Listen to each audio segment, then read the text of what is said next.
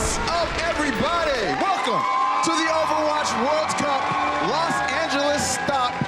We started off in Incheon, South Korea, but we have made our way back here to the home of the Overwatch League, the Blizzard Arena here in Burbank, California. I go by the name of Malik Forte, and I'm going to be tag teaming hosting duties with the one and only Puckett. How you guys doing tonight? We no good? I guess it's this morning, bright and early here for some esports. Oh yeah, bright and early, bright and early. So guys, as you can imagine, we got tons of action planned for today, and lots of formidable contenders here to make their way to BlizzCon. So let's talk about the teams right off the bat. We got Team USA, the home team. Can I get a USA chant, please? Well, USA. USA, USA. We're not biased at all. No, not at all. We also have Austria, Brazil, Team Canada, our silver medalists from last year. A lot of Canada fans here. Right. Norway and Switzerland, all in this group. So lots of formidable teams, indeed. Absolutely, and we got to show you guys the schedule because you are going to see all 6 teams today. It all opens up with Austria taking on Team Canada. Canada fans, you still here with us? All right, a little bit later, it is Norway versus Switzerland, Canada versus Brazil, Austria versus USA, Norway versus Brazil, and Malik, tonight, we close it out with something really special.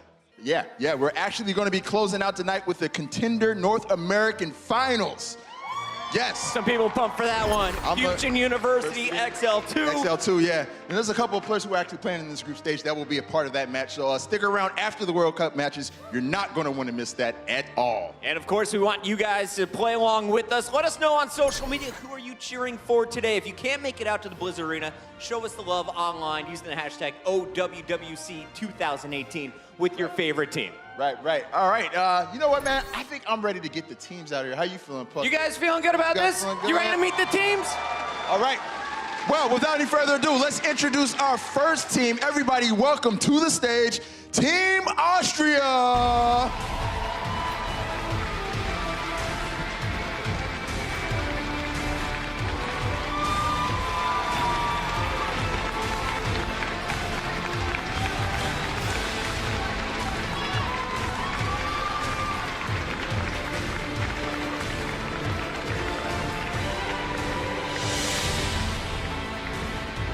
All right, Team Austria's in the building. These guys had a bit of a rough year last year. They were in the same group as South Korea last year at the Poland qualifier. So they're going to be looking for some redemption this time around. Looking for some maps this time around. Oh, yeah, Third for sure. time is the charm. It's their 3rd World Cup. But unfortunately, their very first matchup, it's against the silver medalist from 2017. Show some love for Team Canada.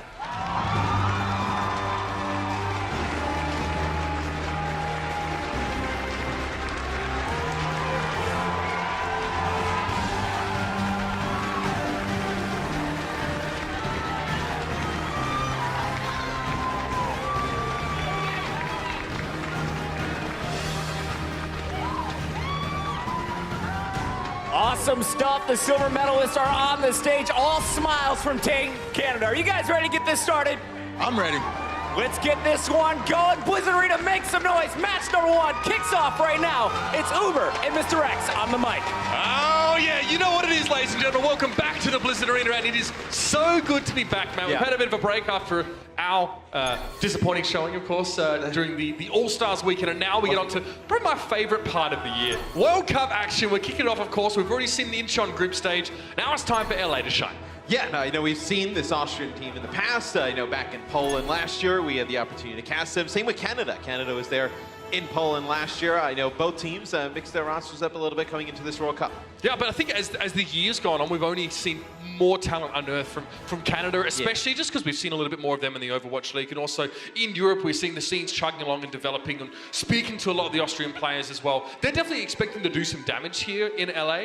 Talking to them, they said there's a good chance that, we might not great breakthrough in the top 2, and that's okay for us. They're here for the experience, and also, of course, for them, it's going to be a lot of fun to get out on that stage. I can't wait to see them hit the... They're just trying not to have the performance they had last year. You heard Puckett kind of reference it. They were not great last year. They were kidding around a bit. Yeah. I mean, they played Widowmaker on every single map last year, regardless of whether it was good or bad. It wasn't even meta at the time, but this year, they've told us they're going to come in with a little bit of a different strategy. Not going to run Widowmaker all the time. Or a strategy, perhaps. Or probably a strategy this time around, and see if they can give the better teams in the group a good go. Here you go, of course. This is your team, Austria. Obviously, a couple of players we're seeing returning this year. What's 7, of course, as we mentioned in the previous show, which was shot, a few weeks ago. Sensotic is also back in this lineup. Bingo moving from main support to coach this year around it. He says he's quite happy with that particular change. We have seen some more of this talent unearthed in Austria. Still having nightmares, Bingo, about falling off the map. Kings Row, he's asked us, do you guys have the footage? Here's Team Canada. XQC at the main tank. I think a lot of people excited to see him play. Good to see him back here in the Blizzard Arena, getting back on the stage. But I know this Canada team from last year a little bit different, right? I know you have Bonnie now coming in at main support. Notably playing that off tank. And you have Mangachu in the lineup who can play so many different heroes as well. Again, and Crimzo, a talent who's emerged in the contenders scene in a big way. And yeah, Note, of course, who was unknown before Boston Uprising hit the stage, and everyone said, who is this collection of players? And then we realized that, as we said in the previous show, that this has emerged as one of the top flex tank talents in the Overwatch League. Here's your map pool, ladies and gentlemen. We're going to be kicking off with Nepal first, which, of course, as you know, is a control map. And if you're wondering about how control maps work, how they're played out, we've got a bit of a teaser for you to help you hit the ground running. This is Control. 2 teams fight head-to-head for control of a common objective located in the middle of the map. To capture the objective, your team must stand within its range for a set amount of time. Capture percentage is continually given to whichever team is in control. The enemy will fight to clear your team off and capture the objective for themselves. Losing control will pause your progress. Now your opponent gains capture percentage. If both teams are on the objective when one of them reaches 99% capture, the game enters overtime. This extends play indefinitely until one of the teams is cleared off. The round ends when either team achieves 100% capture. Each round is played on one of the map's 3 unique areas.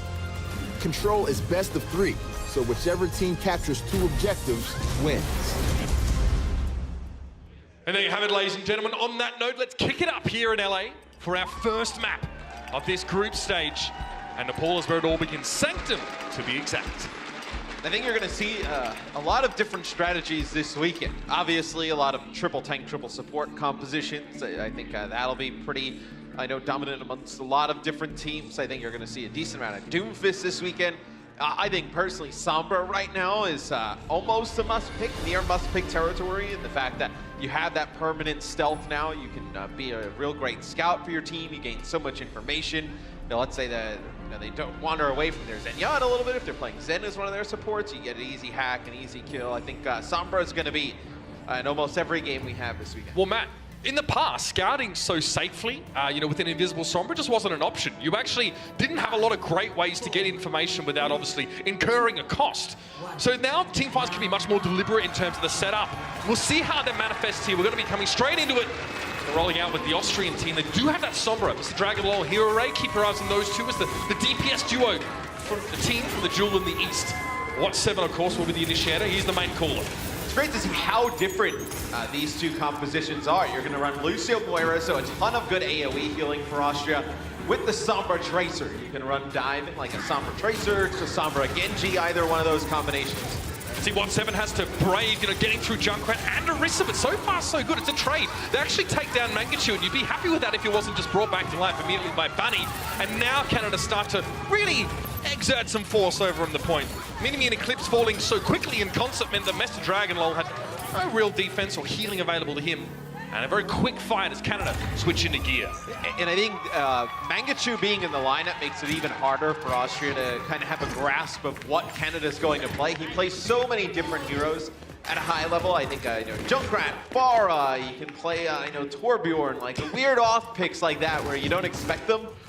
He can play them at a very high level. Surefour on the Widowmaker has Infrasight, so this will kind of negate a lot of the stuff that Sombra wants to do. Well, the fact that Hero Ray just triggered his Poison Mine is huge for Canada. Getting an early scout on the location of the enemy Sombra, who would otherwise be invisible, is great to give you a bit of peace of mind setting up for this fight. Now the team's doing a bit of a do-si-do around the point. Minimi falling first, so you've lost your Lucio. Really not a way you want to start the fight. And an easy pick off of Mangachu here. 1 by 1 now, Austria. They've definitely fallen apart after losing that Lucio.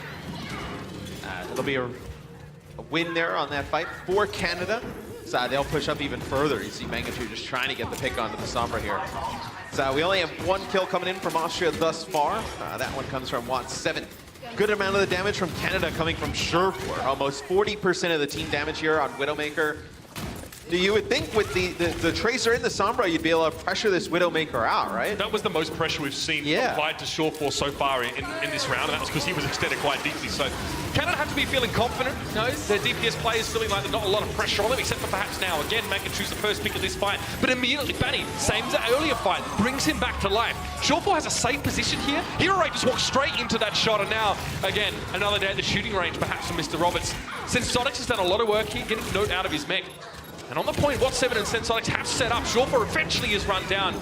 And at 84%, Austria finally tick back. You probably could have held on to this Primal Rage, though, as Watt 7 uses it towards the end. Maybe he thinks the spawners are coming in from Canada a little bit closer, but you know, they're way far away. There's no chance of Canada trying to retake it. So you lose that Primal Rage where you don't have it to be able to stall or juggle the point.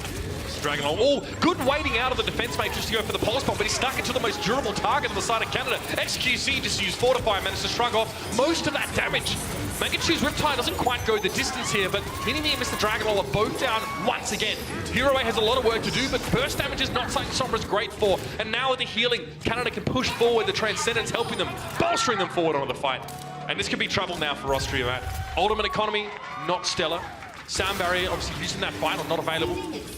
You'll have Coalescence and you'll probably have a Primal Rage here, but you'd rather have like an EMP or even that sound barrier back. Canada's got nothing right now, but even if they lose this fight, they give so much time with only 36% on the clock to Austria. Hero Ray put himself in a position where he could quite easily be spy checked by a lot of the damage that's being thrown. He gets picked up immediately. Eclipse and Mini-Me, I mean, second and third to fall in that fight. They must keep their supports alive, but Austria not able to protect their backline whilst being unable to pressure Canada's. That's going to be the first round. Pretty comfortable here. And the North has definitely arrived. XQC just wowing. And you also, you lose a lot of the value from the Sombra towards the end of those rounds, as we'll take a look. That's nice shot there from Surefour. Another headshot comes on through, but you know, when you have that Sombra towards the end, with the changes that come through to Sombra, you know, she has that infinite stealth, but she can't contest the point anymore while being stealth. So you're not really getting a ton of value, because what you want from your Sombra is to be in stealth as much as possible, have that translocator out, not get forced out time and time again. Towards the end there, you have to be out of stealth to contest the point. So here it is from Austria. They're going to run triple tank, triple support, see how Canada responds. Oh, yes. This old chestnut, Austria did mention that this would be a composition that they would be going for. It's the GOATs. Canada actually has Mangachu on Wrecking Ball here, which is going to be a lot of fun. Perhaps he thinks twice about that. Might go back to spawn to make the switch. Could have been the debate, or could have been they've scouted something here. Care of Surefour on the Sombra. I was going to say, no, going back to the spawn to switch, you'll either play Doomfist or Pharah here. As Surefour has a very good idea of what they're running, because, well, he can see everybody. They can't see him. As he backs up a little bit, doesn't want to get detected there. So now we'll see Mangachu on the Doomfist. All right, charging in with the rocket punch. Doesn't quite find an insta-kill, but still able to get out pretty safely here. Mangachu not being pressured down all that heavily, and Eclipse the first pick off of the fight. It was better to find it, in fact. Mangachu is down, of course. Doomfist off on the blunt object here, and all he had to do was open up the fight. It seems like that's happened now. Surefour very close already to an EMP, Matt. That's going to be devastating to this heavy tank and healing composition of Austria.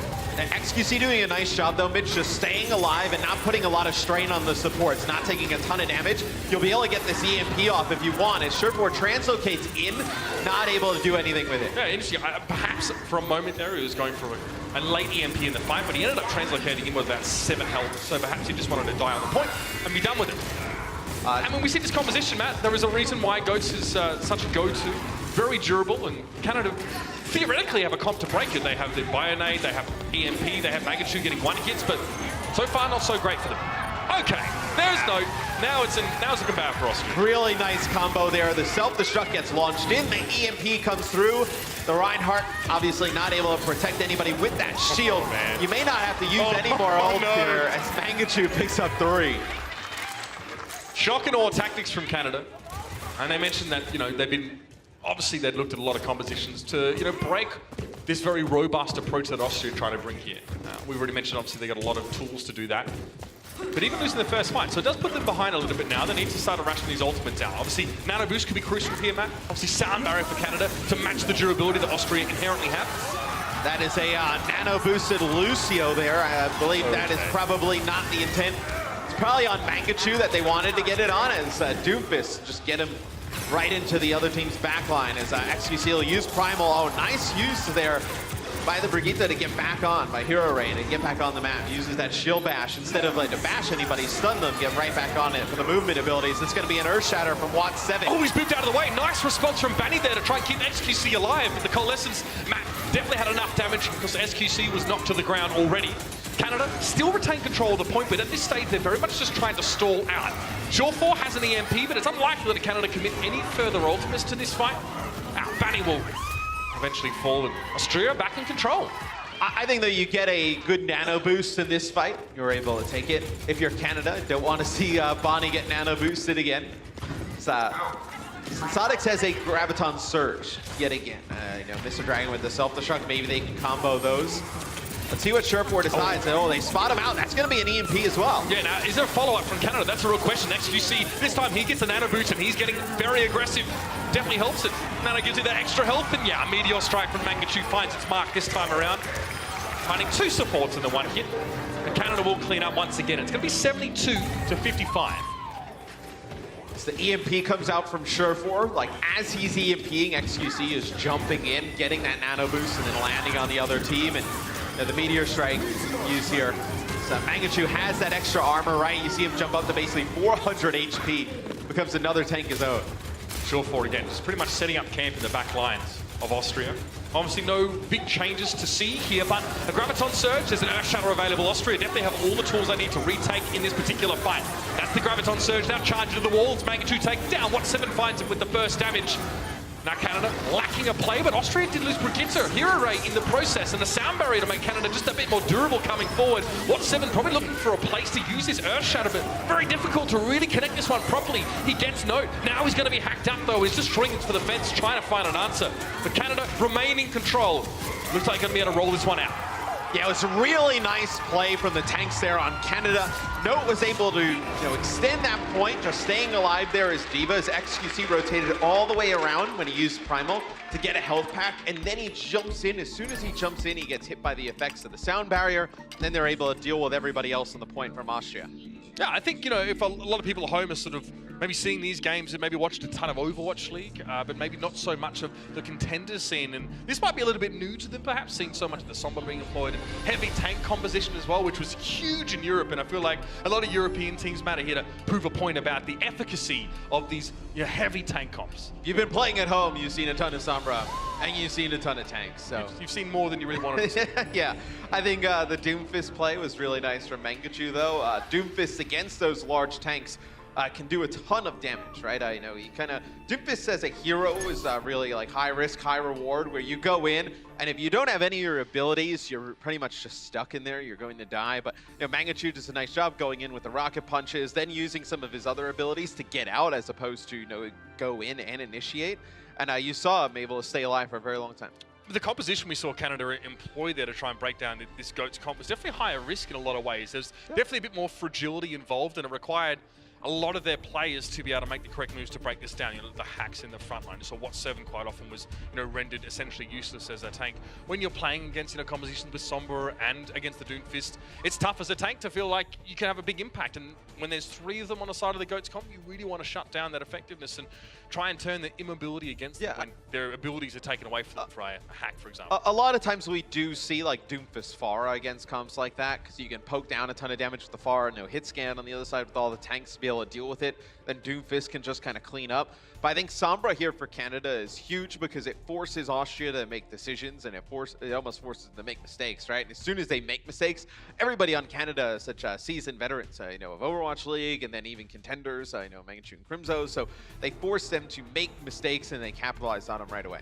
Let's get ready for our next map, man. We're already pretty much ready to go here. King's Row is going to be where we head now for our Assault/Escort, or hybrid map as is often known, and a quintessential, well-known map in the Overwatch universe. Yeah, I think King's Row is probably the map where even if you don't play a ton of Overwatch and you see it come up, you immediately recognize the map it is. It's one of the maps early on in the beta. Everyone got a lot of love on. That's right, and if you're unfamiliar with the hybrid map type, we do have a teaser to get you guys ready for the action.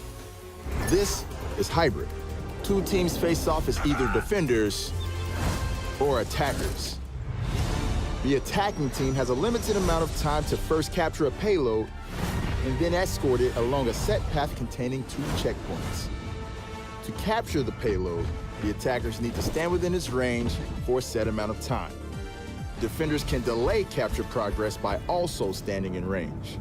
The attackers must work together to clear away the defenders. If successful, they score 1 point and gain additional time on the clock.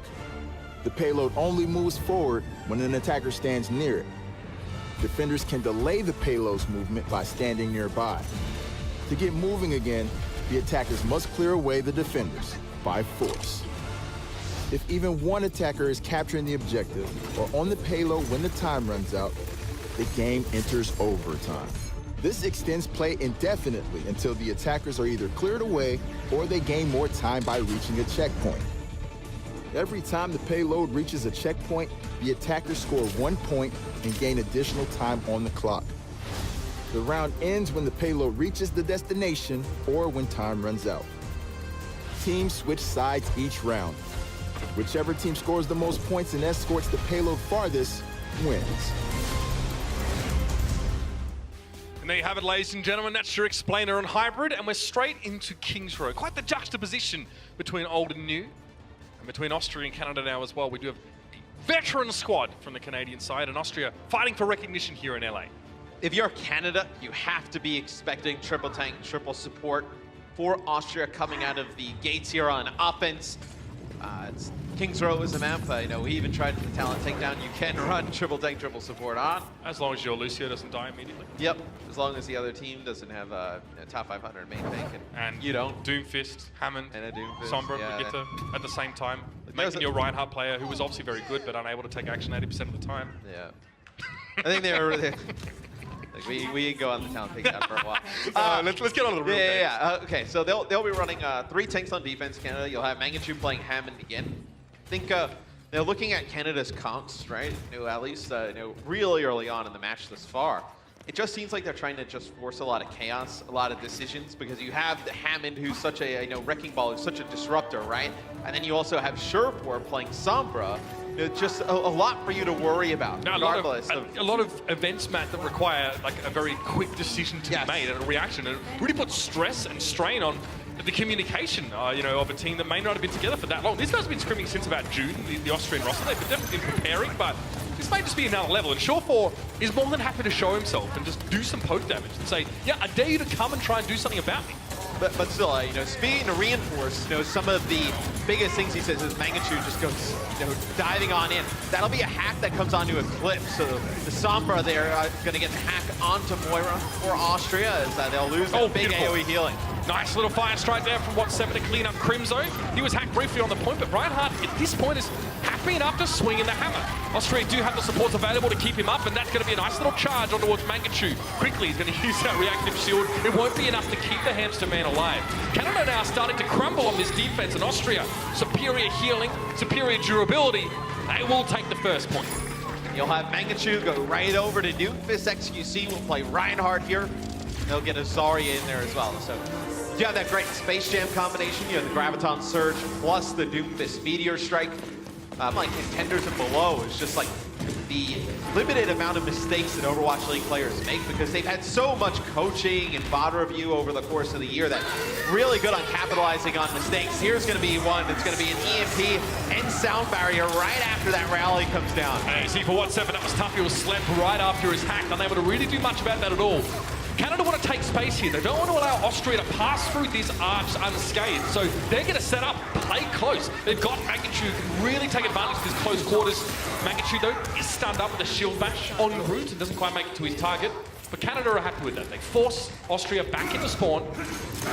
And now they can set up once again. Mangachu can drop in from the top. He doesn't even have to use really too much abilities to worry about escaping. He can use his uppercut after he drops in, kind of like a Winston would use his jump hack after he drops down as well.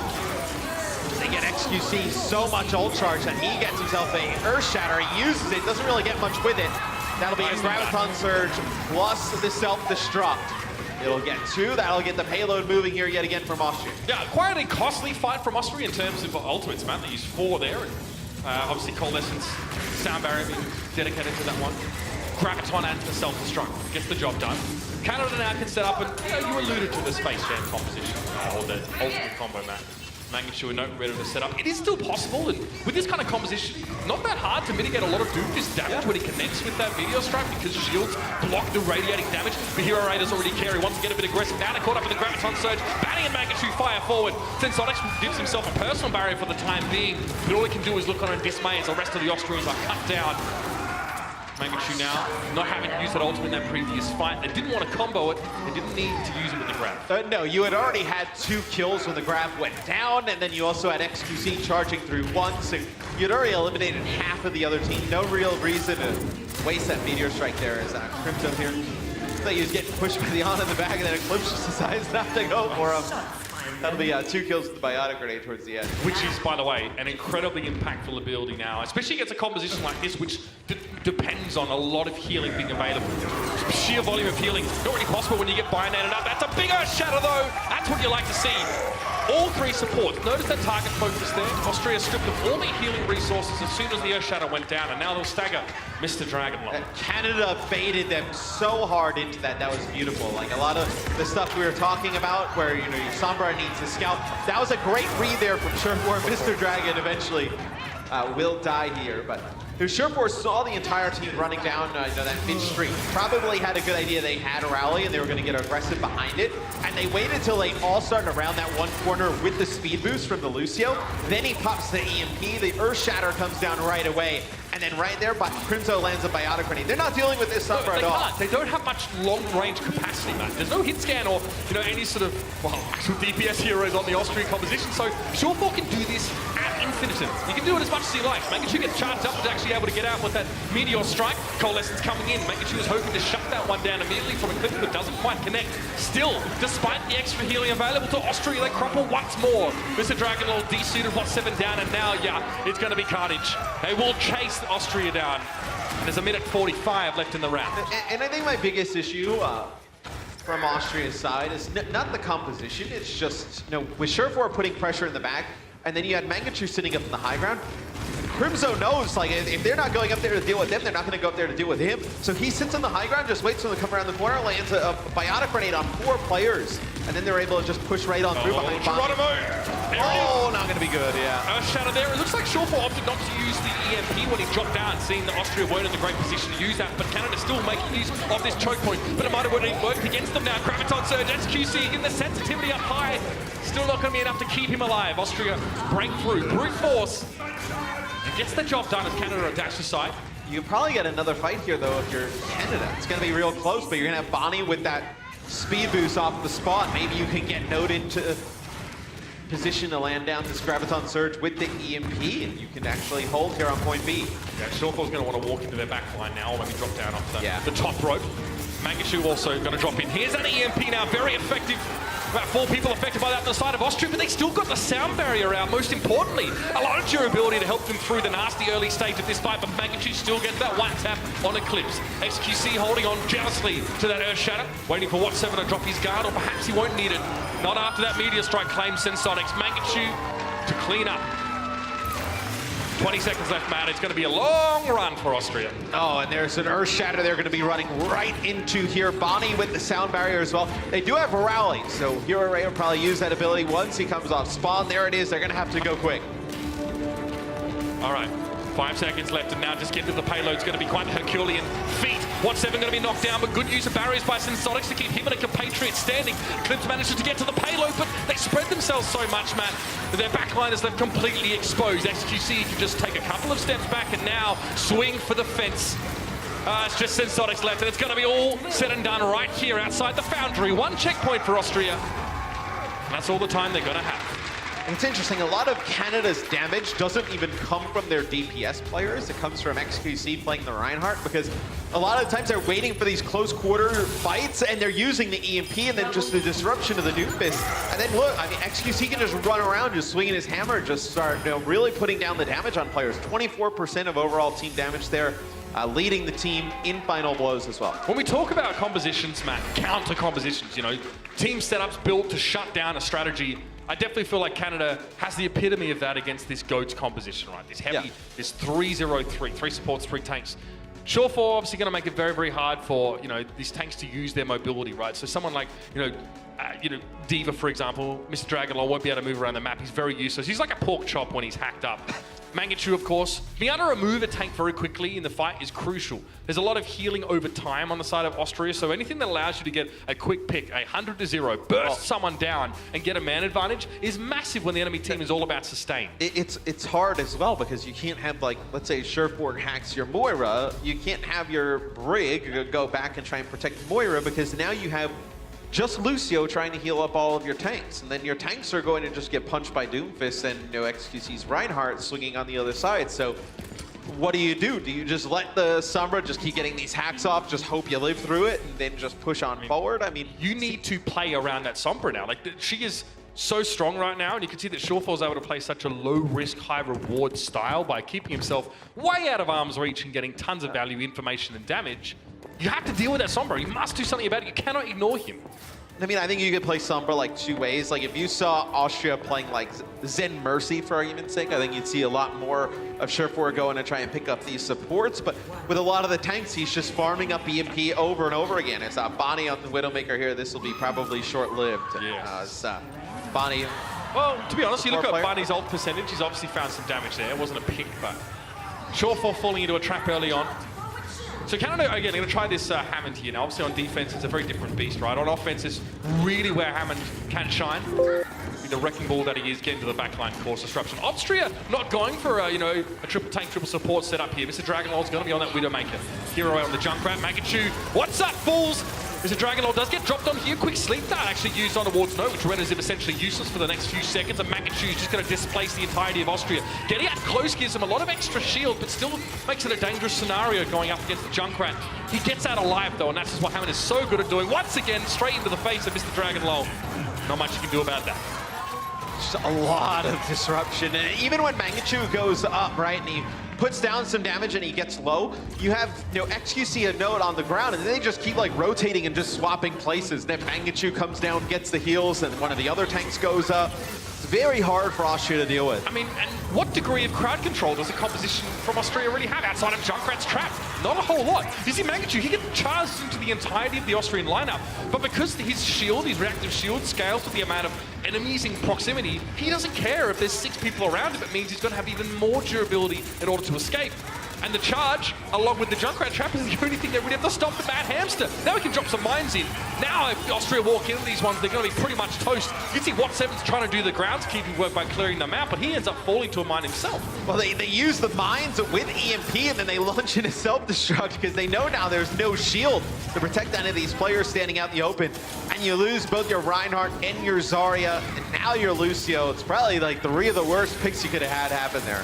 And, if this wasn't already easy enough for Shore4 as a Sombra to sort of do what he wants unpunished, now Mangachu creates so much more threat in the backline that they have to decide who they deal with. And Austria, frankly, are overloaded. Their mental bandwidth is being so heavily taxed, and XQC just drops in. He does get stunned up early, but there's a Primal Rage available for him to stay alive. Crimzo just lasers down both supports, and now Austria are really getting taken to task right now. XQC gets to hold on to that Primal Rage till later in the fight, and now he really doesn't have a care in the world with Sound Barrier being applied to Canada. Yeah, they're going to get a Graviton Surge off here, but that'll be an EMP that follows it up. Surfborg just negating any possible follow-through there. The mines coming out here from Mangachu, as this should be Canada taking point B and taking map number 2. Easy enough for the Canadian squad, who definitely came into this event as a big favorite. And you can see now the composition that they employed was one that just taxed Austria so heavily. And what do you do there? Now we have to read the game a little bit differently with so much more of this disruption in the backline. Sombra's lingering, Hammond's hammonding. You really have to, look towards your backline and peel heavily before you can do anything. That was a tough job for Austria. Yeah, and especially What7, protecting that main tank in a composition like that with a lot of disruption, that wrecking ball flying at you, then you're dealing with Winston jumping in, and then the Sombra trying to hack you Doomfist at times. Makes it very difficult for the main tank of Austria. The landscape of the game has changed now, obviously with this most recent patch, and it's been fascinating to see how these teams have taken to it. Expect to see more, of course, as the weeks go by. The Incheon group stage didn't obviously have the same environment, the same setup in terms of patch and balance, and And here we are. I mean, I can tell you, XQC getting about a quarter of his team's damage, primarily playing on that Reinhardt. This composition, or these tank compositions, really allow him to shine. And now we're going to head down for a little bit of an interview. It's going to be our boy Malik with Eclipse. Thank you very much, Uber. I'm here with Eclipse from Team Austria. Eclipse, you finally got out there, got a chance to, you know, stick your feet in the water a little bit. How do you feel about that first half and how it went? Are you shaking off the nerves yet? First map was I was pretty nervous, but like after the first map, I got pretty confident. Also, we expected like the game to be way harder, so we got a little bit of confidence boost there. Okay, so you're feeling a little bit more confident. You thinking you guys can possibly take a map or maybe the match in the second half? It's gonna be hard, maybe possible. I don't expect it, but we're gonna try our best. I appreciate you keeping it 100. I appreciate that. All right. Now, last question for you, man. For those of you guys who don't know out there, Eclipse is actually one of the younger players in the Overwatch World Cup at 15, man. How does it feel to be so young and to be experiencing, you know, traveling here to the States? How's it been for you? It's insane. It's crazy that just because you're playing a video game, you can get like flown out to the US. USA is pretty cool, yeah. All right, man. Well, Eclipse, thank you very much. Best of luck for you in the second half. And guys, more Overwatch World Cup coming to you right after the break. And welcome back, ladies and gentlemen, to the Overwatch World Cup 2018 LA group stage. Yeah. Kind of nice to do it here in a place where we reside. And already, Matt, in our first match between Canada and Austria, kind of looking pretty strong. I think it's pretty hard to, you know, to change our minds about their relative strength coming into this. It's kind of what you expected, I think, from this match. I know Canada comes in as one of the better teams, if not the best team, challenging Team USA in the group. And then I know Austria, like they heard Eclipse in the interview, they kind of know where they're at. They think they can make an impact in the group, probably not at this level, though. Let's have a look at some comparisons or some spicy stats from that previous game here. And we're going to be examining, I guess, the Lucio's impact here now. Bear in mind, of course, you know, we see Minimi obviously playing Lucio for a, you know, very heavy tank composition, obviously in that GOATS comp. We can actually see that Bunny managed to achieve, you know, still more healing despite this. Although we did see, of course, Canada go for a slightly more tank-heavy comp later on.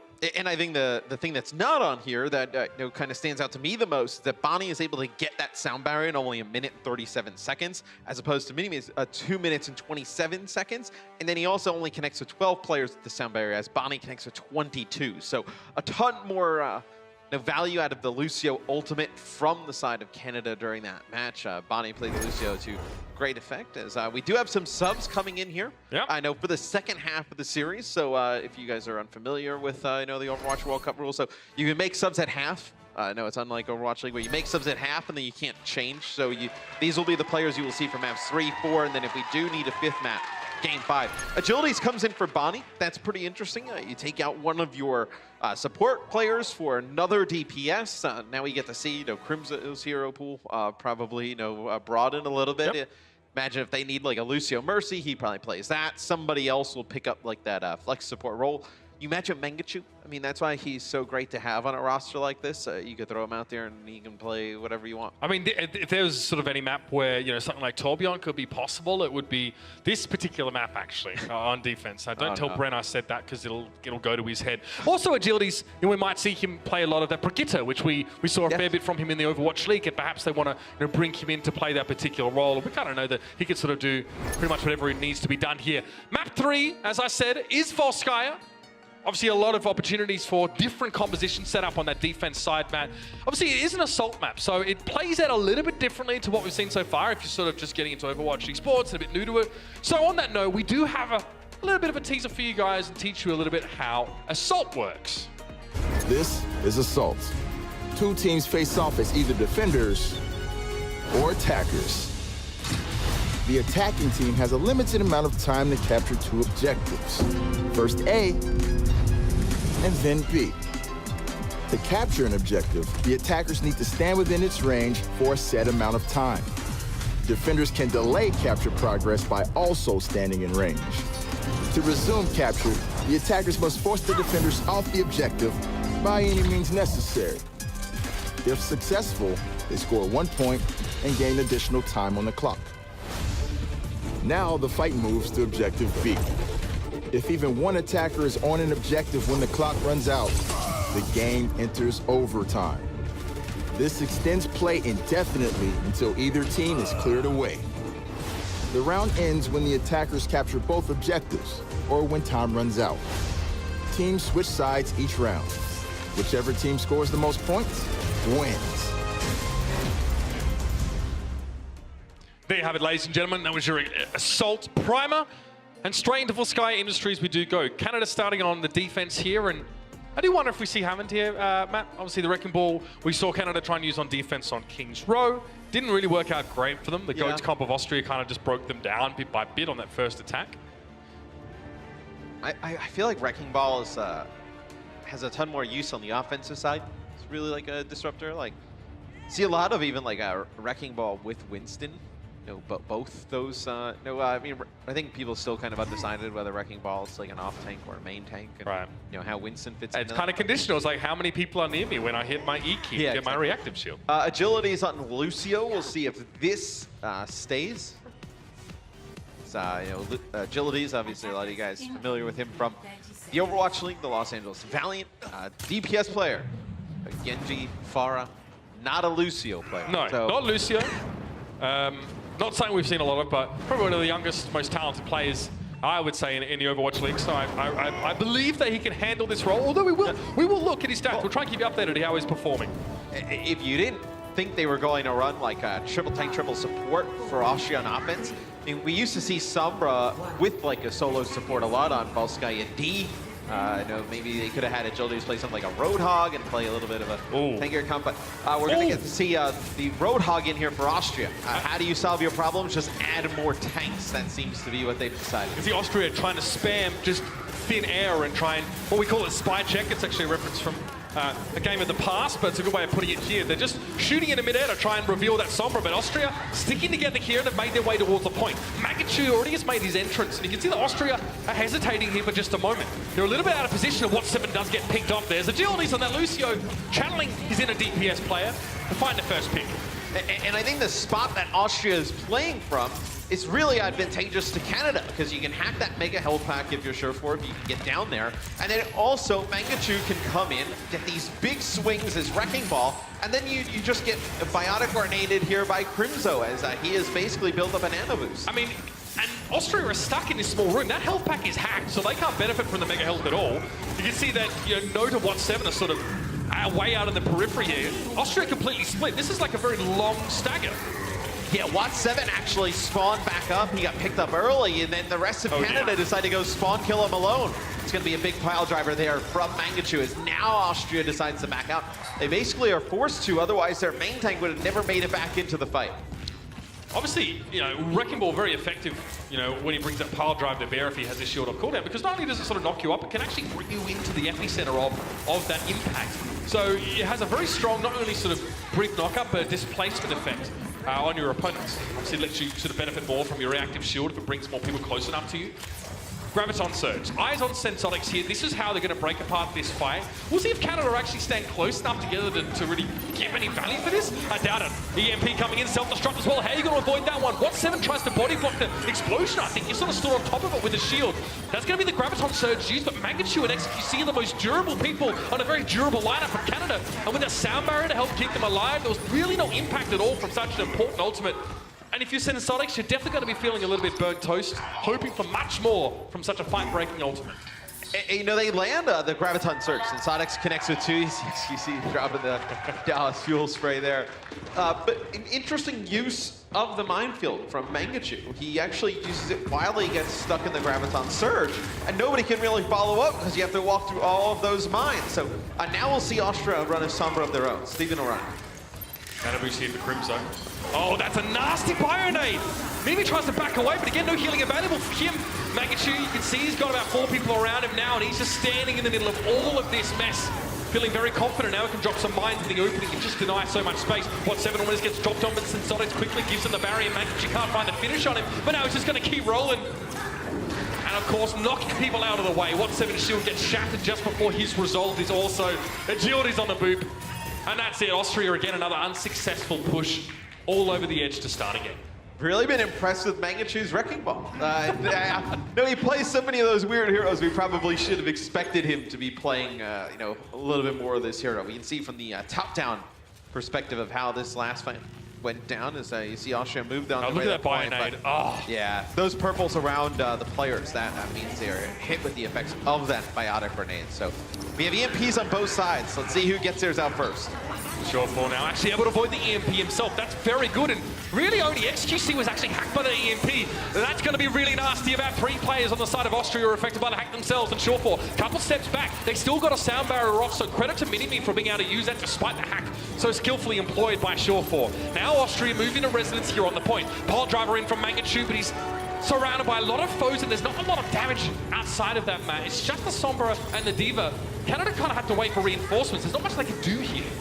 Yeah, I think they're just going to try and have Sure4 note, stay alive here. They will have a final attempt here, because XQC coming in with Primal Rage. Yeah. Here comes the Pile Driver in as well. Sensonics uses his personal barrier, but XQC is giving the tanks a tickle from behind.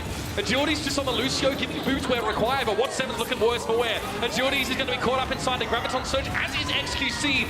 And in the mess of it all, Austria will take point A. And Mangachu probably would have been the one to extend that overtime there for Canada, but he's actually hacked on his Wrecking Ball, so not able to use any of his movement abilities to get back towards the point. So it seems like Austria will have to wait here as Minimi and Steven coming back from the spawn. And this is the Brigitte switch here for Steven. Yeah. What are your thoughts? You probably want that stun for when Mangachu comes in after those pile drivers, or XQC drops down. Also, Sure4 a good target as well. And it's gonna be not good. Oh no! Oh, that's so messy. Someone called a cleaning crew. That's not a thing that Austria could do, Matt. All of them got hacked. All of them got blown to smithereens. That's Fallout Boy if I've ever seen it. Ugh. I'm watching the minimap and I just see everybody funnel into this small area. And, oh no, the pile driver as well, making it impossible for Austria to actually take cover. You just have to grin and bear it at that point and say, okay, fair, you used a bunch of ultimates. Now they're coming back in though, wasting no time. Big bio grenade straight towards What7 though. He was shielded up for a brief moment, but XQC is going to take this opportunity to forge ahead. Down to about half health, takes to the skies. Mind you, he does have that nano boost, so he is a bit more durable, and then he just couples it with a primal rage in order to stay alive for a heck of a long time. XQC next to Mangachu, man, that's so much displacement. Austria can't even get their ducks in a row, let alone attack point B. And just being able to keep your main tank alive with all those cooldowns for so long. It's a Wrecking Ball here.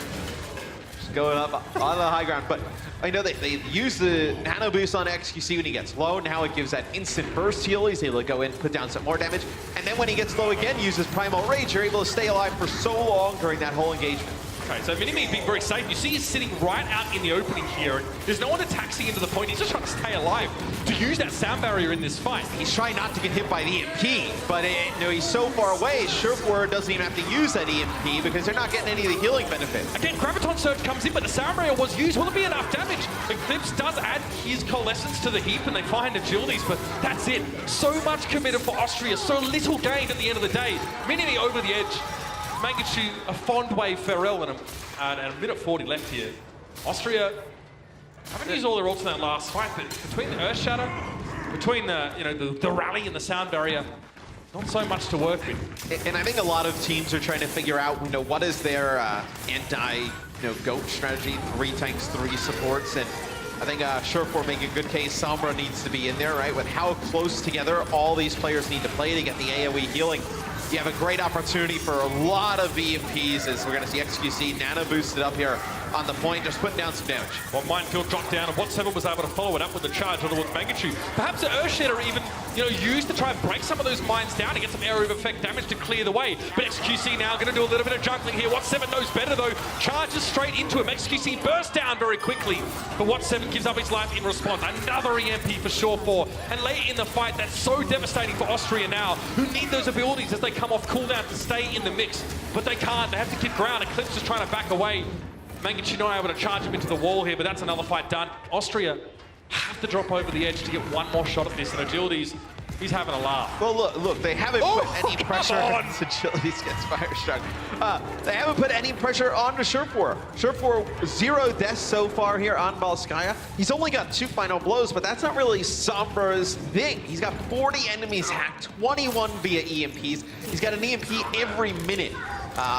Not going to be able to push the point with all these tanks if you're going to give up so many EMPs. Crimzo now going to use that EMP. Mangachu going to drop in. He's the one that benefits from this time. Still charged into the wall with the burst damage from that charge.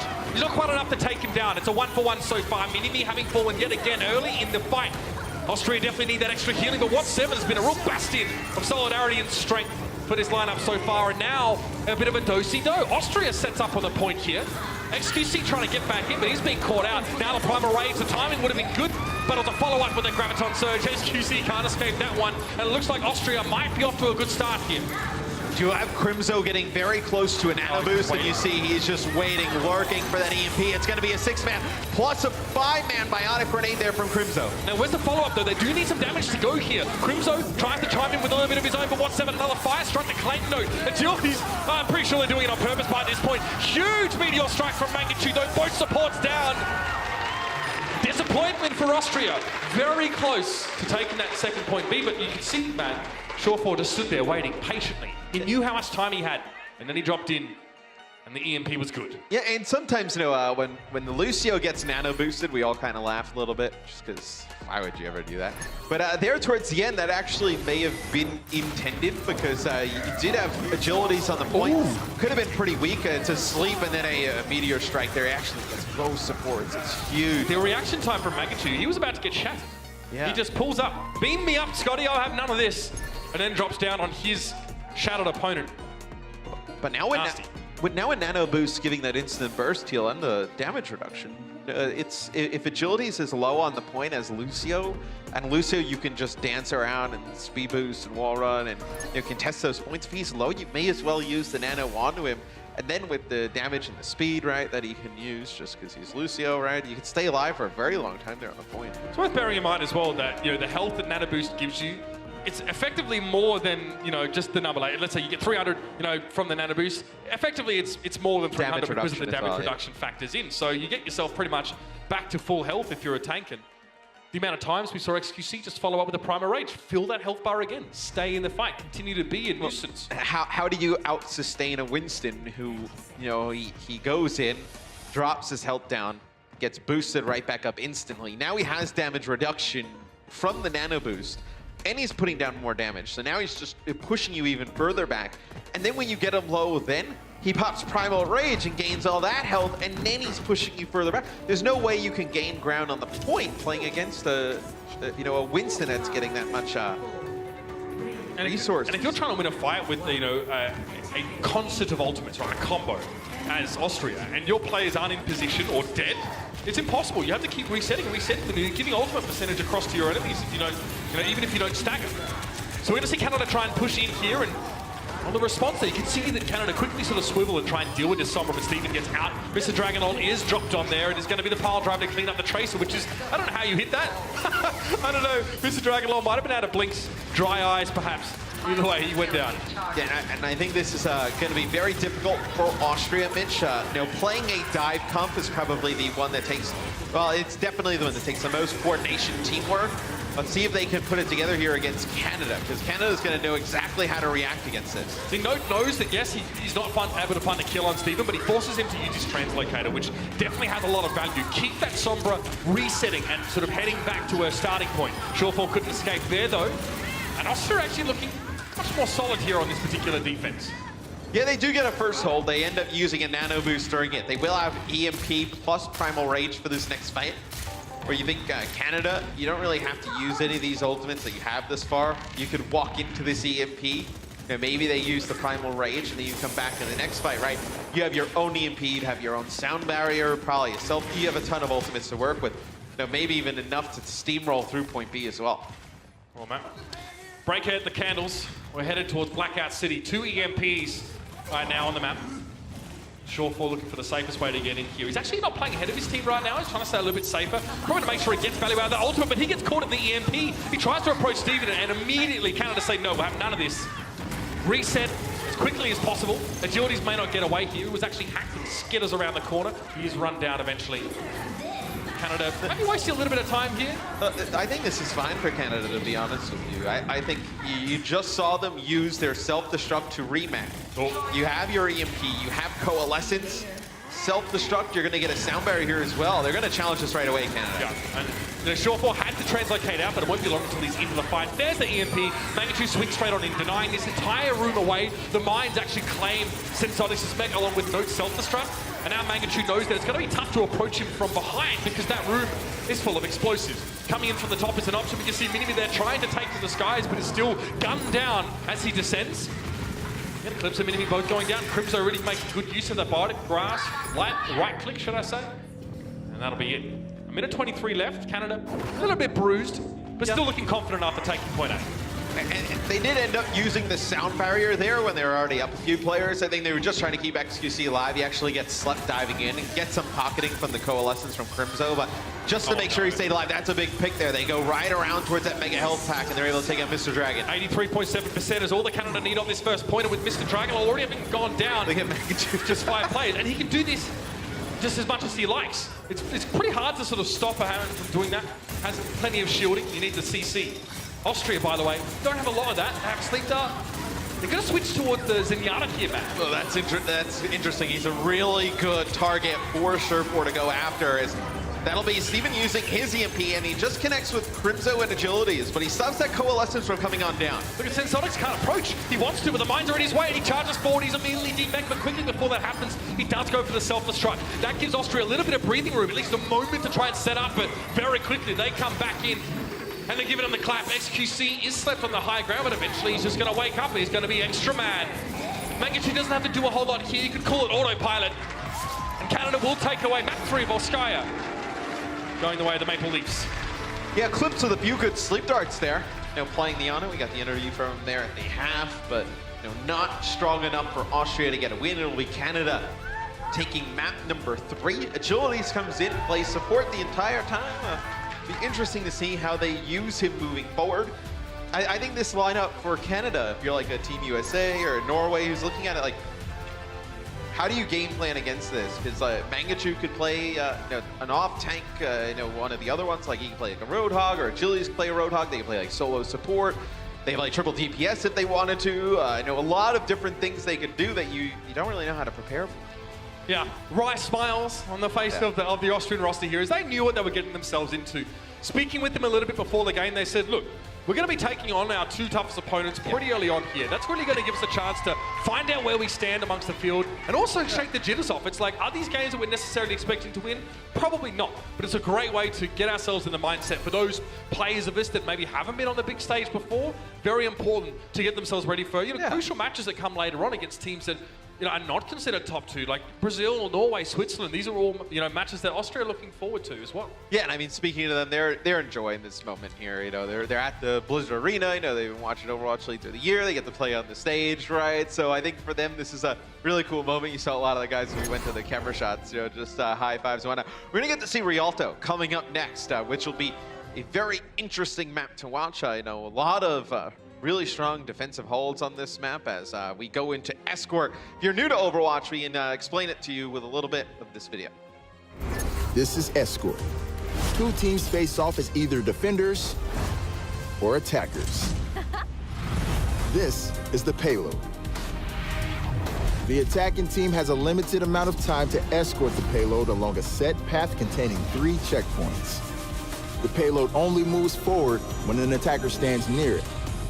Defenders can delay the payload's movement by standing nearby at the same time. To get moving again, attackers must clear away the defenders by force. Every time the payload reaches a checkpoint, the attackers score 1 point and gain additional time on the clock. If even one attacker is near the payload when the clock runs out, the game enters overtime. This extends play indefinitely until the attackers are either cleared off the payload or they gain more time by reaching a checkpoint. The round ends when the payload reaches the destination or when time runs out. Teams switch sides each round. Whichever team scores the most points and escorts the payload farthest wins. There you have it, ladies and gentlemen. You've been fed to the rules, and now it's time to hit the ground running as we head over towards Rialto. I think this might be actually my first time casting a it is. professional game, which is great fun. Obviously, we've already played a bunch of this map, and we've experienced the trials and tribulations of what Rialto has to offer. It's an interesting map, Matt.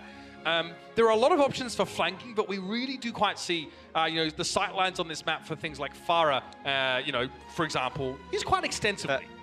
This map, I feel like, plays into all of the heroes you'd expect Mangachu to be playing, which is like, the Doomfist, the Junkrat, Farah, Wrecking Ball, right? A lot of close chokes here, to get just into the courtyard to take point A. I think that'll be where Austria really struggles the most. I actually wouldn't even be surprised if they tried to play something like a pirate ship, just to put the Bastion on the cart. This time you gotta just try something that'll work, right? I mean, and this is looking like the classic or the standard sort of setup from Canada so far. There are tons of ways for Surefour. I mean, he's already obscured by the fact that he has active camouflage, right? But there are a lot of ways to flank around the enemy team fairly safely here. Again, Austria, might need to bear in mind, what comp can we play that can actually threaten Surefour or make it so he can't just waltz into our backline, pick a few daisies, and then run back to his team? He's literally in front of him, yeah. He's literally right in front of them. Well, it's going to be Austria out of the gates now. So I thought there might be a Doomfist, but no, it's going to be the Sombra set up for them here with a triple tank. So they did detect Surefour right away, though. They forced that translocator. Oh, no! Oh, 1-7. Oh, you've got to be ready for that stuff. Agility's getting a bit of showboating done. I guess Watt probably wishes he had a boat. Fair enough. The Agilities has been practicing his Lucio boops for this moment. So he'll probably do that again. He's going to come off of the high ground. I don't need a magic 8-ball to say that signs are pointing to yes. Mangachu's still just swinging around here. Oh, and I guess Note can protect the Agilities with Defense Matrix when he pops out. Very hard to punish him. Okay, that boop not quite on the mark there. Next QC, bubble. He's going to drop down here. He has his jump cooldown, right? Because he just drops in, so he can get out quite safely, continue to harass Canada as they drop in and out. 1-7 down again. Losing that Ryan really hurts, but Mangachu also down in the process. Crimzo a little bit later than he would have liked to be on the Bionade. So I will say, Steven doing a nice job of every time Mangachu goes up in the sky, he's about to use that pile driver, he's able to take him out with that hack, and then he's not able to come down with the pile driver, not able to use the reactive armor. Well, he does kind of drop, right? He just sort of drops down and doesn't do anything. Kind of annoying if you're in Hammond's position. And you drop slower, I think, on this particular build of the game, you drop a little bit slower than you do on live. That's going to be the Nano Boost used on towards XQC now, and look, he's just going to charge up a Primal Rage, so this guy's not going to die at all. He's the Dragon all over the edge, and that's it. Austria have to pull the plug. Yeah, they use the EMP there as well, combo with that self-destruct. Canada really seems to like that combination of ultimates. So yeah, you lose potential speed boost there, lose the Reinhardt shield that could protect you from that self-destruct as now you have Mangachu moving off of Wrecking Ball. Will play Doomfist here.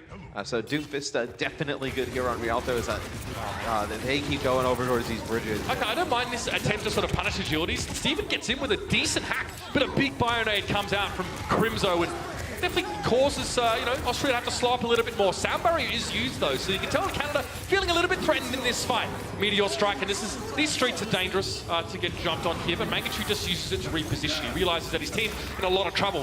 125 damage from that seismic slam. It's a big drop down, but no one was really there to receive it. And Canada have to get out. Yeah, I wonder if they decide and fight this. You do still have Mangachu here. XQC has Primal Rage. You have a Nano Boost here as well. I think they're going to give this one more go, Canada. XQC hasn't had to use the Primal Rage. He charged up last Nano Boost. 1-7, that's a risky charge, but he hits the corner, hoping Mangachu is playing a little bit further forward. Crimzo is down though, Matt. They've lost the Ana, although the Nano Boost was used on towards Mangachu, who got hacked up straight away. And Doomfist can't do a heck of a lot when he's had to either just wave goodbye to the first point. Yeah, it's the same thing we talk about when Doomfist goes in and just blows all of his cooldowns and can't get out. It's the same type of effect when that Nano Boost comes down. As do connect with Surefour there with EMP. Mr. Dragon launches the self-destruct as well on through and connects to Agilities. I've got to say, I think Watt7 has probably the hardest job inside of Austria right now. And he's doing a fantastic job of managing his shield, but also his positioning against such a punishing composition from Canada. The Earth Shatter charge before was very nice. 1 for 1, or at least it was until Note found Watt7, and Then if he gets sent over the edge again by Agilities, he definitely looks to be trying to find as many environmental kills as possible. Would you say with the game, the way the game is now, that main tank is probably the toughest spot to be playing at this moment? With the fact that like you could be running into hacks, you're trying to battle the other main tank. You have the stuns with like Brigitte and Doomfist. 100%, Matt. And like that's like I could just say that and you could just disregard it because it's like, well, you're just bad, and that is true. But all the main tanks that I sort of watch, and they've all said the same thing. It's very difficult. You have to play such a different style. We even talked to XQC and Muma as well, and they said like we can't really play the same aggressive style as a tank here. We have to accept that when we dive in, we're probably done. We just need to hope that our life is traded up in terms of more picks for our team. I'd love to give you guys a shot of where XQC is right now. He is chilling on a gondola underneath the bridge. He's gonna just jump up. He's the merchant of Venice right now, Matt. Not a care in the world. All that cash money. He's going to primer rage everyone off this bridge if he possibly can.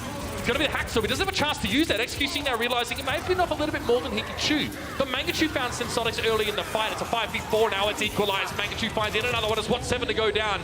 Reinhardt having a lot of problems staying alive, and the self-destruct just slotted it into the opening. Eclipse still caught out by that one. He probably wasn't expecting to have gone down to that. The thing is Crimzo can just keep these players healed from so far away because Austria's not really getting close to putting any pressure on him. And I think playing a tank like Winston maybe I don't want to say easier than the Reinhardt here in these type of compositions, but just the fact that you have that extra mobility and a little bit more speed to get yourself out of the way. Yeah, I mean, not when you're hacked. Is here's what I was talking about before. Oh my gosh. Yeah, very I think sneaky. He really wants to set up a play on the bridge. I can see that. Yeah. Drops in. Wait a minute.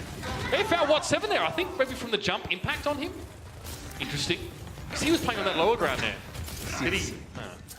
The DPI going up there, just spinning around, potentially hitting the Sombra, just trying to get her out of stealth. That's a legitimate strategy now. Yeah, Rank no, up it the is. sensitivity. If you have a spam weapon, it's easy to reveal the Sombra's position. You see Divas do it now as well when you know that Sombra's out. And this is what I was talking about with Crimzo. Like, he has nothing to worry about sitting all the way back there. He can heal from range. He can land these big biotic grenades. Oh, no, man.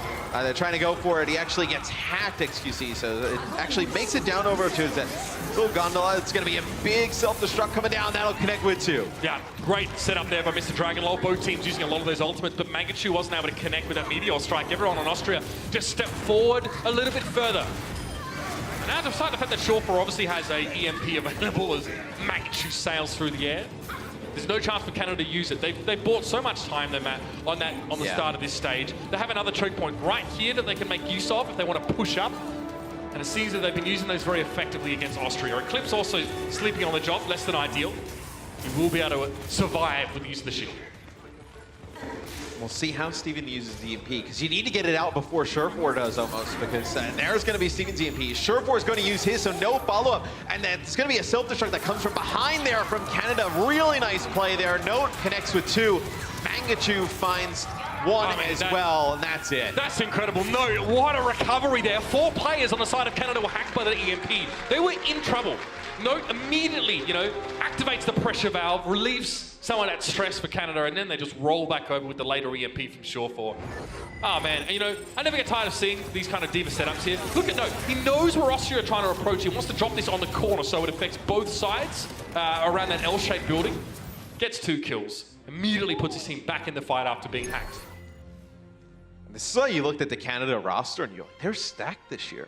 I mean, obviously they got 2nd last year, but they come in and arguably an even stronger roster this year. I think with a lot of the improvements Surefour has made as a player throughout the year. Obviously you have Note in the lineup now. I think that was probably their biggest struggle last year, is Mangachu was forced to play like off tank all of the time. A lot of diva from him, yeah. To where after a while they just kind of resorted like, hey, let's just play triple DPS. Let's just play like Pharah, Genji, Tracer, and just go for it. That sounds like the Spain approach.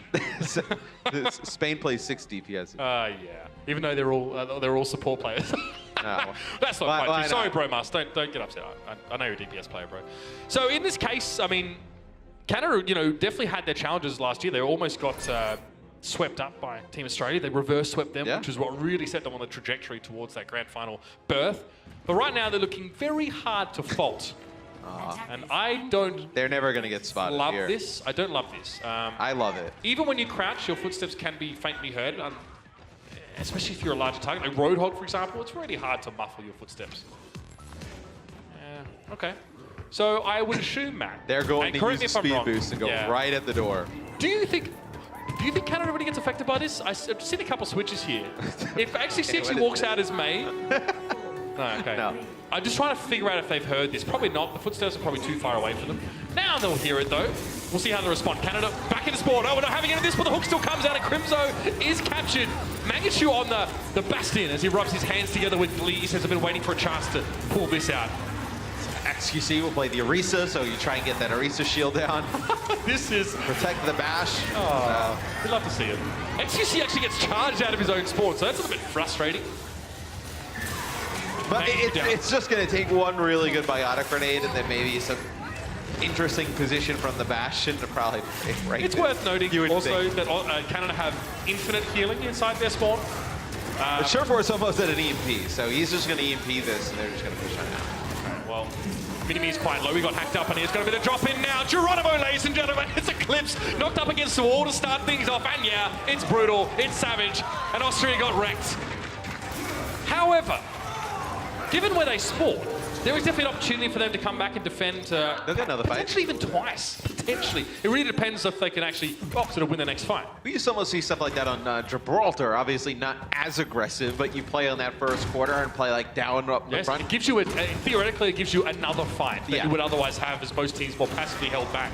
So I'm here for it, Matt. Austria are fairly close to... I would hope you're here for it. That's what we're going to get. Yeah, XQC charging. It's going to be an Earth Shatter used there by Watt 7, and it looks to see this has worked out. Now let's see. XQC actually doesn't want to drop off the edge from what I can see. He may be trying to go up to like the high ground a little bit. Flanking On, like, a Reinhardt. Give me flank shatter the This Is Sparta moment I demanded. from the they found him. Shawfor as well got knocked off. XQC that's on with him. Oh no! I can get it! I killed his game! This is not how it was supposed to go! This wasn't in the script! Okay, they're just giving it kills now! Okay, Agilities! You know what my favorite part about that is that after he gets the first group, he's so confident he'll get the second group, he solo sound barriers himself to stay alive. He's so confident this is gonna work that this solo sound barrier comes through. I'm done, man. I'm so done. Double Graviton Surge here. Sound barrier used by Austria to try and stay alive, but I'll tell you what. I don't know how you come. I've never seen that before. I don't think I'll ever see it again. XQC tries to get that Earth Shatter. Does at least get the Roadhog dropped down, charged into the wall, doesn't find anything. But Mangachu's here, big punch into the wall, and Watt 7 has his health stripped from him almost immediately. We've even quite a simulation, man, really. Well, I mean, Agility's playing Lucio probably means for the Valiant next year, you'll see Custa playing Genji. That should be real benefit there for the Valiant. You're kidding. Oh my God. Love you, Custa. That'll be the point taken there. Everything has just gone off the rails. So we've had, XQC playing on defense on the gondola going across. We've seen Agility's going crazy with the final blows. Playing Lucio in the second half of the series. Oh, now we got a Torbjorn on Oh, great. the That's fine. Yeah, no, we're totally, recovering from the insanity beforehand. Okay, EMP now being used. Graviton Surge. Yeah, that's going to be a very quick fight here, and that turret is just blinking away. Pirate Ship 2.0. Here we go. Got to get set up. Yeah, you got to get that turret there. Torbjorn looks good in the Canada skin, though. I do like it. Yeah. A Santa Claus-esque, I suppose. Sure for getting himself out. Hammer and tongs for Mangachu now as the rivet gun starts churning out bullets. I mean, he'd love a molten core before this game's over. I know what he's trying to do, by the way. I know exactly what he's trying to achieve in this map. He's trying to get nano boosted and hammer people away. Doesn't get it this time, though. He probably wanted a molten core before he got the nano boost. There might not be enough time. He'll still try and do it. But I don't know. You have to ask Brett, how easy is it to get those hammer kills without nano boost in molten core? You need the molten core plus the Graviton Surge. The Graviton Surge comes down. That'll be a solo Graviton Surge. And EMP there it is on the Mini-Me, and that'll be it. Canada will take the series in a clean sweep. Now, Matthew, we cast a fair bit of Overwatch, and we always do our very best to look for the academic side of the way that teams approach these games. Unfortunately, in that last map, there wasn't really any to be mentioned. No. Agilities, obviously, that wasn't staged. Austria just pushed into him for some reason, thinking that they'd be able to survive, and I tell you what, it didn't go well for them. No, it definitely didn't. I thought Note was very strong throughout the series as well for Canada. I know we highlighted some of the crazy stuff that happened. I know Mangachu playing a lot of wrecking ball agilities, his crazy plays as Lucio, but I think Note continuing his strong play from Overwatch League with the Boston Uprising right into here in the World Cup, playing a lot of good Zarya Diva. Watching him play makes me really happy, and we see some just incredible consistency from him, and it's not like you're consistent as in like you're average all the time. It's like, no, he brings consistently a high degree of performance to this game. And also, what 7, I had to say, I mean, that's hard. It is a labor of love to play tank against compositions like that. I thought what 7 looked very, very good in the prior maps here. Mangachu, honestly, even towering over Puckett, so you know this guy's got quite a bit of fire on him. Let's hear a little bit from them down on the floor, ladies and gentlemen. Passing over to Puckett and our favorite Mangachu.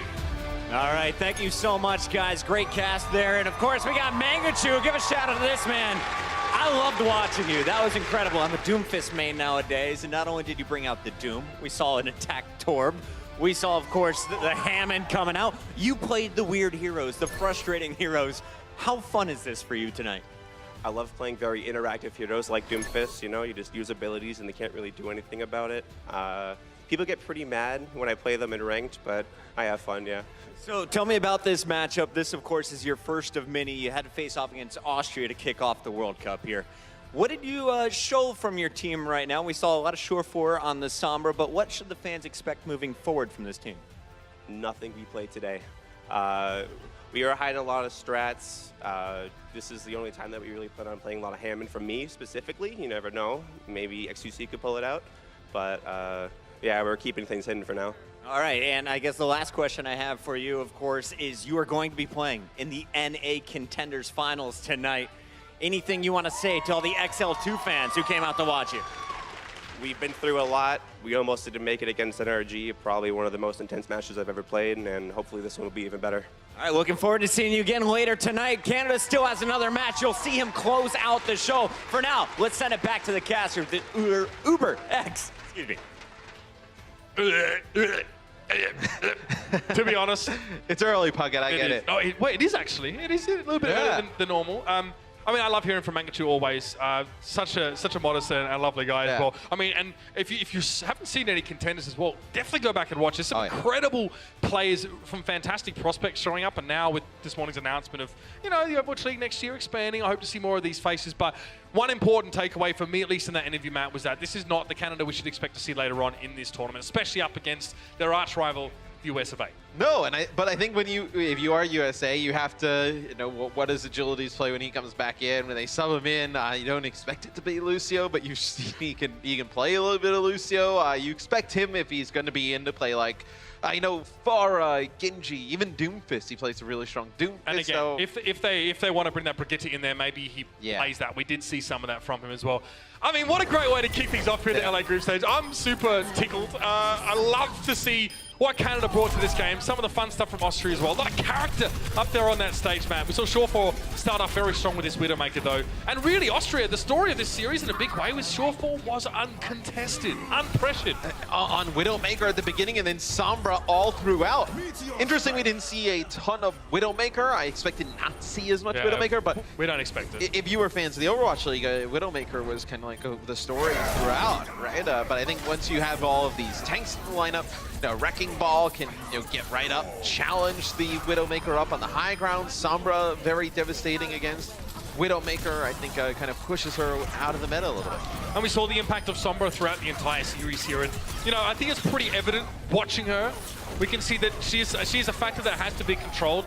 Her power level so far right now in the game is such that she really needs to be treated as a priority. And when you're playing compositions that lack the capacity to close the gap or to punish a Sombra for being in your backline, you are going to give many EMPs, you are going to give a lot of freedom to that Sombra player, and that's always going to come back to bite you in the rear.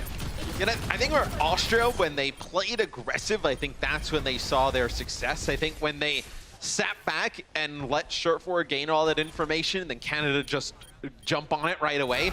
I think that's when they struggled. Really, setting up some dives wasn't really a great fan of that. I think their triple tank, triple support looked good. They were able to combo a few ultimates, win a few fights. I think they probably need to stay going that route as opposed to trying to play something like a dive composition like they tried on Volskaya. In the past, information, scouting, trying to get a read on enemy team compositions, Matt, carried a very heavy price tag.